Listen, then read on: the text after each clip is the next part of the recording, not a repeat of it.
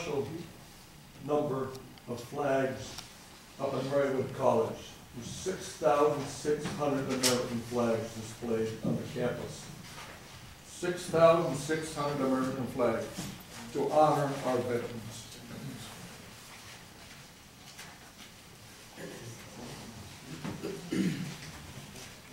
Here we have our children pledging the allegiance to the flag. These are our future. These are the ones that we have to be looking out for.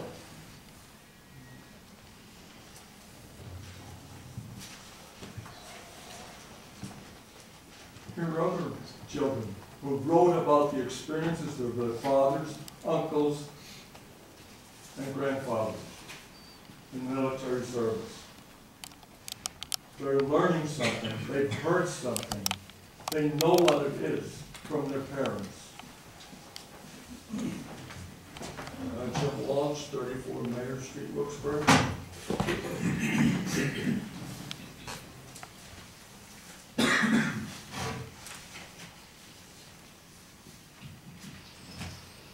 My notes are.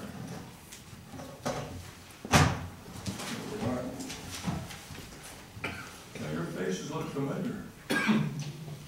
Because I've been here so often, do you think? First and foremost, I want to commend the organizers of the Veterans Day Parade. They did a splendid job in putting together a well-planned and enjoyable parade. In particular, I enjoyed seeing the joy and happiness on the faces of the children marching in the parade and those viewing it. At this young time in their life, they don't fully understand the importance of such a parade. Prayerfully and hopefully, I said to myself, please God, allow them to learn the beauty of our nation as I have. Contrary to the news media stating a large crowd was on hand I beg to differ. In contrast to years past when streets were lined with crowds 3 and 4 deep, as was the Market Street Bridge. Allow me to point out some factual information in conjunction with the parade. Do you know how many American flags were displayed in public square? Does anybody know? One. One American flag in the central city of Wilkes-Barre. That was the one on the flagpole in the square. North Main Street had a flag displayed from the Times Leader building. None on West Market Street, none on South Main Street, 2 on East Market Street, the City Hall and Times Leader. None on North Franklin Street, and 1 up high at the rear of Boscov's on South Franklin Street. How's that for a salute to our veterans by the city business community?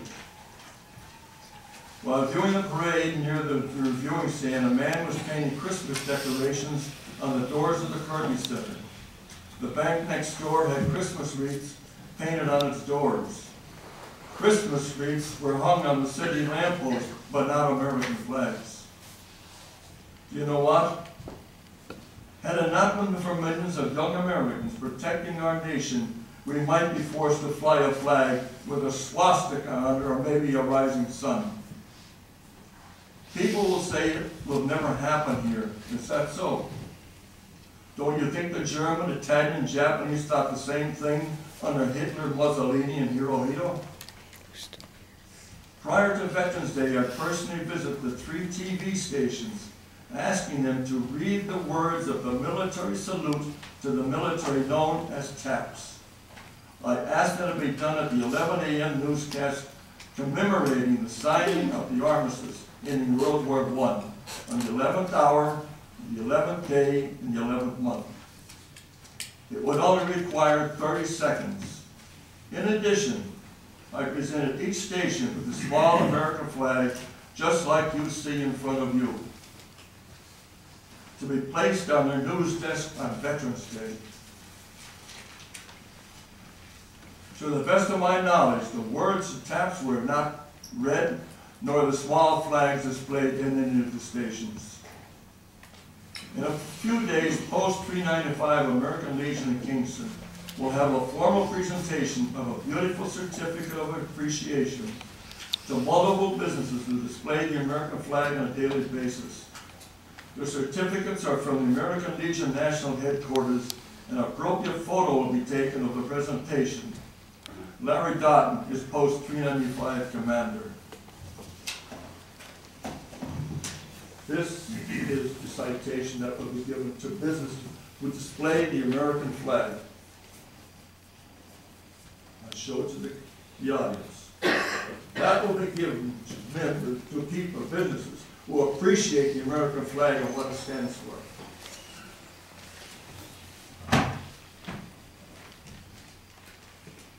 The presentation will be in conjunction with the 71st anniversary of the attack on Pearl Harbor, December 7, 1941. It is my hope to meet with the Business Association, drawing to their attention the absence of the American flag on prescribed patriotic observances. Hopefully, I might also try to meet with the Chamber of Commerce officials. In closing, may I remind councils that I have in the past, there's strong evidence of erosion taking place in our nation. Make no mistake about it. Abraham Lincoln, our greatest president, said this nation would be destroyed from within, not from without. In closing, may I remind the mayor and council, a motion was made and passed calling for an official proclamation asking all residents and businesses to honor the veterans on Veterans Day. The proclamation was never proclaimed. Why? Was that too much to ask? Shame on you. In speaking with the city clerk this afternoon, he informed me such a resolution must be requested by the individual to have it made public by council. Otherwise, it is not made public. In other words, it was up to me to do it, not the council. You're the ones that passed the resolution. Council should make that known to any individual or organization. Through a proclamation or resolution, they request be made public, otherwise it is not done. I'm going to ask that you pass another resolution commemorating the attack on Pearl Harbor, December 7th, the 71st anniversary. And let's do it right. Have a formal announcement, have veterans and a military presence, and have a formal announcement or proclamation, resolution, call it what you will, asking the people to display the flag.